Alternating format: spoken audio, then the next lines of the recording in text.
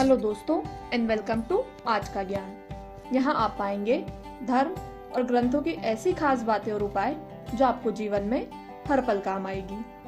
आज के ज्ञान में हम आपको बताएंगे कंस के ससुर जरासंध के बारे में कुछ अनजानी बातें। महाभारत में अनेक महारथी और बलशाली राजाओं का वर्णन है। ऐसा ही एक राजा था जरासंध। उसके जन्म और मृत्यु की कथा भी बहुत ही रोचक है।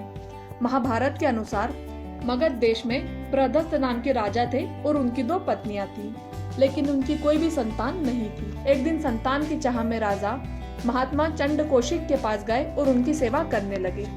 प्रसन्न होकर महात्मा ने उन्हें एक फल दिया और कहा कि यह फल अपनी पत्नी को खिला दो, तुम्हें अवश्य ही संतान की प्राप्ति होगी। राजा की 2 पत्नियां थी, इसलिए राजा ने वह फल काट कर अपनी दोनों पत्नियों को खिला दिया।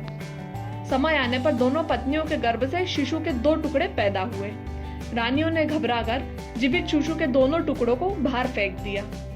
उसी समय वहां से एक राक्षसी गुजरी जिसका नाम था जरा। जब उसने शिशु के दोनों जीवित टुकड़ों को देखा तो अपनी माया से उन दोनों टुकड़ों को जोड़कर एक शिशु बना दिया।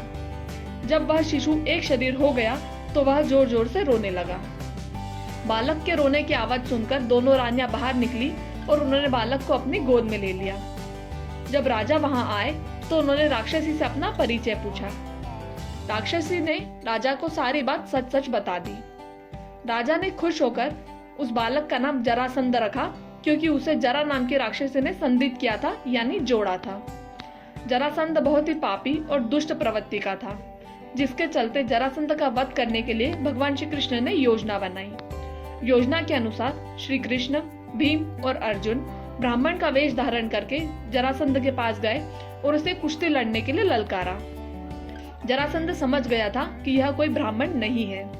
जरासंध के कहने पर श्री कृष्ण ने अपना वास्तव परिचय दिया। जरासंध ने भीम से कुश्ती लड़ने का निश्चय किया। राजा जरासंध और भीम के बीच 13 दिनों तक लगातार युद्ध चला।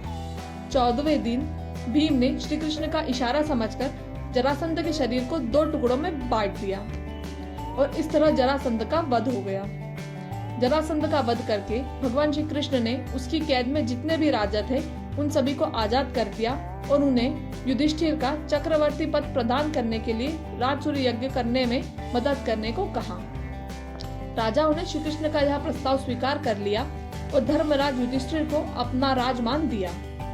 भगवान श्री कृष्ण ने जरासंध के पुत्र सहदेव को अभयदान देकर मगध राज का राजा बना दिया। तो दोस्तों, यह थी महाभारत की एक अनजानी कहानी। अगर ये वीडियो आपको पसंद आया हो तो इसे लाइक, कमेंट और शेयर जरूर करें और हमारी चैनल आज का ज्ञान को सब्सक्राइब करना ना भूलें।